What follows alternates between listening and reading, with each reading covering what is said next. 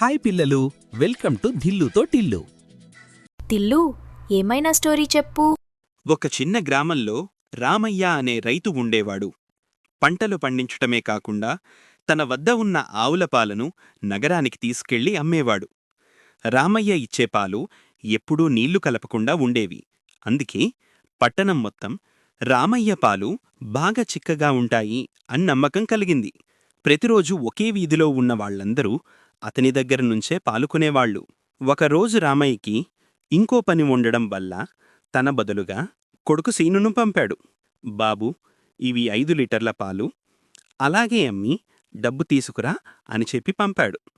మధ్యలో వెళ్తూ సీనుకి ఒక బావి కనబడింది. నీళ్లు తాగటానికి ఆగాడు. అప్పుడు అతనికి ఒక ఆలోచన వచ్చింది. ఇవి 5 లీటర్ల బాలు, బావి నేను 5 లీటర్లు కలిపితే మొత్తం 10 లీటర్లు అవుతాయి. ఒక్కరోజు మాత్రమే కదా, ఎవరికి తెలీదు, డబ్బు మాత్రం రెట్టింపు వస్తుంది అని లోపల తలపెట్టాడు. అలా పాలను బావినీటిలో కలిపి అమ్మేశాడు.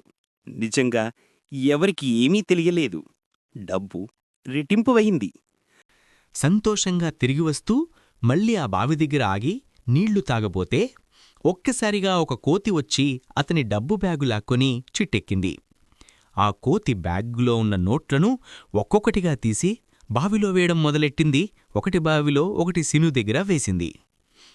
అతను భయపడి ఇంటికి వచ్చి జరిగినదంతా నాన్నకు చెప్పాడు. రామయ్య ఇలా అన్నాడు, బావి వాటర్ని పాల్లో మిక్స్ చేశావు కాబట్టి బావికి నీకు హాఫ్ మనీ ఇచ్చింది అని చెప్తాడు. హా, బాంది టిల్లు.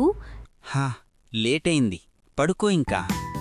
ఇంకా ఇలాంటి వీడియోస్ కావాలంటే like, comment and subscribe to దిల్లుతో తిల్లు.